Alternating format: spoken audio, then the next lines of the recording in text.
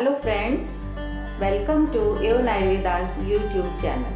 I am Dr. Neeraj Sharma, practicing Obs and Gynae for last 35 years. पिछले episode में आपने 7th month के बारे में जाना विस्तार से। आज हम बात करते हैं 3rd एवं लास्ट ट्राइमेस्टर के 2nd मंथ यानी कि 8th मंथ की। ये मंथ 29 वीक से लेकर 32 वीक्स तक का होता है। जब आप बेबी के आने की तैयारियां कर रहे होते हैं तो बेबी भी बाहर आने के लिए खुद को तैयार कर रहा होता है।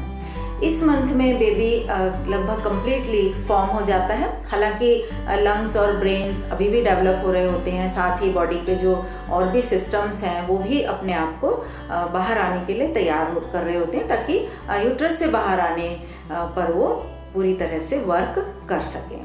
जैसे कि निगलना, सांस लेना, किक मारना, सक करना, इस तरह की जो स्किल्स हैं उसको बेबी बढ़ा रहा होता है। बेबी की जो स्किन है वो भी अब तक ओपेक हो जाती है, जैसे कि हमारी और आपकी स्किन होती है। जैसे हमने पहले देखा था कि बेबी की स्किन जो है वो ट्रांसपेरेंट होती है, अंदर के ऑर्गन्स दिखाई देते हैं, लेकिन इस समय आके उसके नीचे फैट डिपोजिशन हो जाता है, इसलिए अब उसमें से आर पार दिखाई देना बंद हो जाता है। वो आईज को ब्लिंक कर सकता है, उसकी जो प्यूपिल्स हैं वो भी लाइट में या फिर अंधेरे में डायलेट होने लगती हैं। फिटस की ग्रोथ जारी रहती है और वो फैट भी गेन करता रहता है। पर वीक अब इस समय आके पर वीक 1 पाउंड के करीब वो वेट गेन करता है।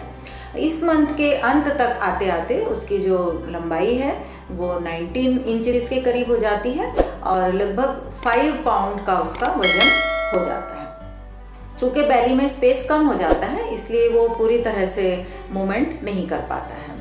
उसकी जो पोजीशन है वो हेड डाउन पोजीशन हो जाती है, जिसे हम वर्टेक्स पोजीशन कहते हैं। तो उस पोजीशन में वो आ जाता है और डिलीवरी होने तक फिर यूट्रस में वो उसी तरह से रहता है।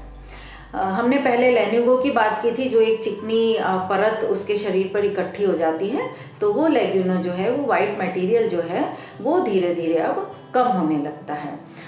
अगर हम ध्यान दें तो दिन के 90 से 95% टाइम बेबी जो है वो सोता रहता है।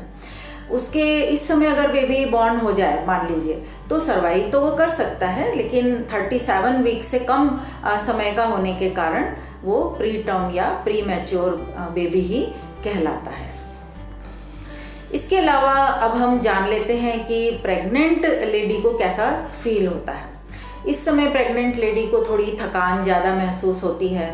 उसके जो हार्मोन्स हैं वो हिप जॉइंट्स को रिलैक्स करने लगते हैं ताकि डिलीवरी के समय आसानी हो। डिलीवरी के लिए शरीर भी खुद को तैयार कर रहा होता है, इसलिए अक्सर कई बार यूट्रस में कॉन्ट्रैक्शंस फील होते हैं और ब्रेस्ट में कोलेस्ट्रम जो है वो भी लीकेज कई बार दिखाई देता है। मसल्स के रिलैक्स होने के कारण जो है वो हार्ट बर्न की, एसिडिटी वगैरह की समस्या अक्सर रहती है, कॉन्स्टिपेशन होती है और बहुत सी लेडीज़ को वेरिकोज वेन्स की भी समस्या होती है। फिटस का साइज़ बड़ा हो जाने के कारण ब्लैडर पे दबाव पड़ना शुरू हो जाता है। इसकी वजह से यूरिनेशन की जो फ्रीक्वेंसी है वो भी थोड़ी बढ़ जाती है। तो ऐसे में एक चीज़ का ध्यान रखना है कि अगर आप कहीं पब्लिक स्पेस में हो या कहीं ऐसी जगह हो जहाँ शर्म के कारण आप यूरिन होल्ड करें, तो ऐसा आप बिल्कुल ना करें। यूरिन होल्ड आपको बिल्कुल भी नहीं करना चाहिए।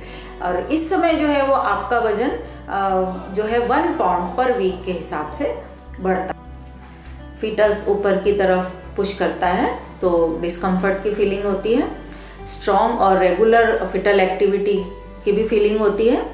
साथ ही एब्डोमेन पर ईचिंग की जो समस्या पीछे से चली आ रही थी वो भी चलती रहती है और स्ट्रेच मार्क्स और बढ़ जाते हैं और ब्रेस्ट में भी टेंडरनेस ज़्यादा फील होती है। किसी किसी महिलाओं को ब्लीडिंग गम्स की, नोज़ ब्लीडिंग की, ईयर स्टिफनेस की, मुंह में लार आने जैसी समस्याएं भी होती हैं। वजाइनल डिस्चार्ज थोड़ा बढ़ जाता है। शॉर्टनेस ऑफ ब्रेथ की भी फीलिंग होती है। कमर में दर्द, स्किन और हेयर में चेंजेस होते हैं। लेग्स में क्रैम्प्स अक्सर होते हैं। फ्लूइड रिटेंशन से विजन में भी कई बार माइनर चेंजेस हो सकते हैं। आँखों में एस्ट्रोजन के कारण ड्राइनेस भी हो सकती है। लाइट हेडेडनेस थोड़ी महसूस होती है, सिर में बहुत कई बार हल्कापन या कई बार बहुत भारीपन भी महसूस होता है। डिजीनेस यानी चक्कर आने की समस्या भी हो सकती है। कुछ महिलाओं को पैरों में या एंकल्स पर या हाथों में सूजन भी आ जाती है।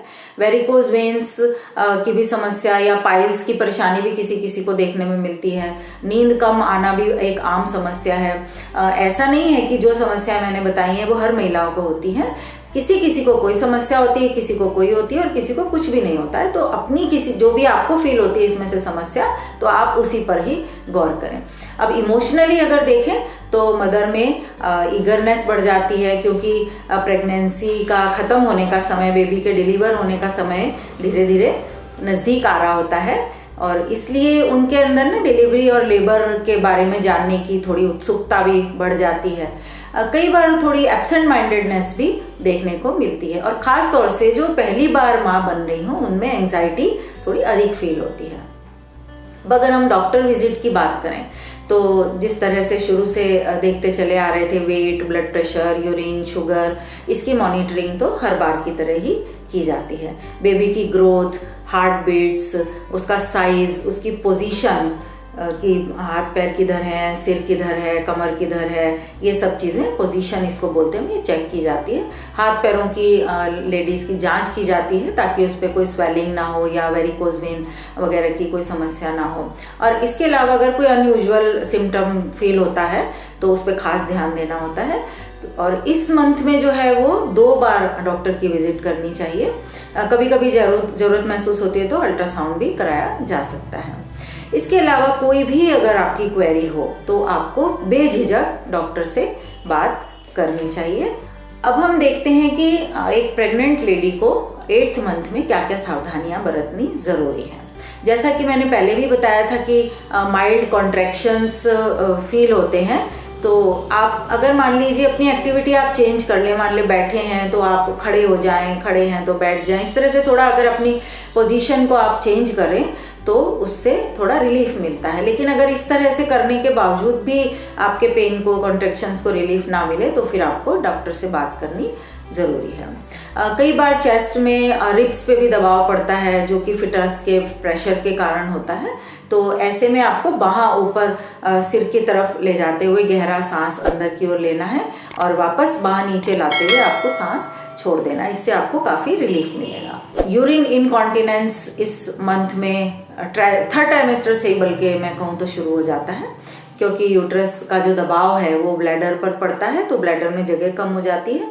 तो जब भी यूरिन जाए तो कोशिश करें कि पूरा ब्लैडर खाली करें। यूरिनरी ट्रैक को हेल्दी रखने के लिए डिहाइड्रेशन से भी बचें और उसके लिए दिन में कम से कम आप 8-10 गिलास पानी ज़रूर पिएं। पानी की कमी किसी तरह से नहीं होनी चाहिए। इसके अलावा कीगल एक्सरसाइज, जो पेल्विक एक्सरसाइज पहले भी जिक्र किया था हमने अपने पिछले 7th मंथ के एपिसोड में भी, तो वो आपको करते रहना चाहिए। इसी तरह अगर आपने नहीं देखा हो, आपको नहीं पता हो, तो आप 7th मंथ का एपिसोड देख सकते हैं। उसमें हमने विस्तार से इस बात को बताया है। किसी भी प्रकार का वेग आपको रोकना नहीं है।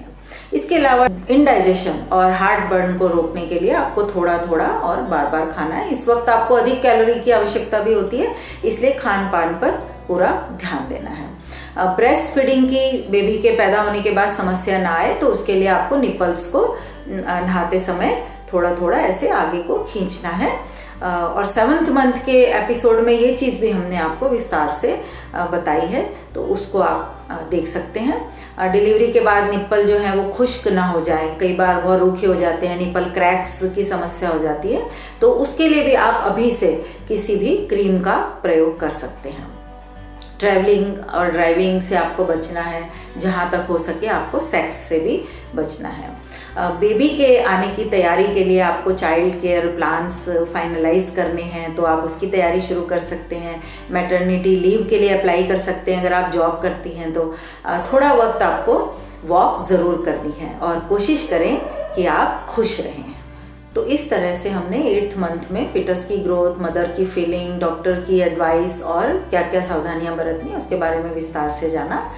अब मैं आपसे गुजारिश करूंगी, अगर आपने अब तक चैनल सब्सक्राइब न किया हो तो उसे कर लीजिए, साथ ही लाइक व शेयर भी ज़रूर करें, अधिक से अधिक लोगों तक पहुंचाएं और बेल का बटन ज़रूर दबाएं ताकि नए एपिसोड का नोटिफिकेशन आपको आता रहे।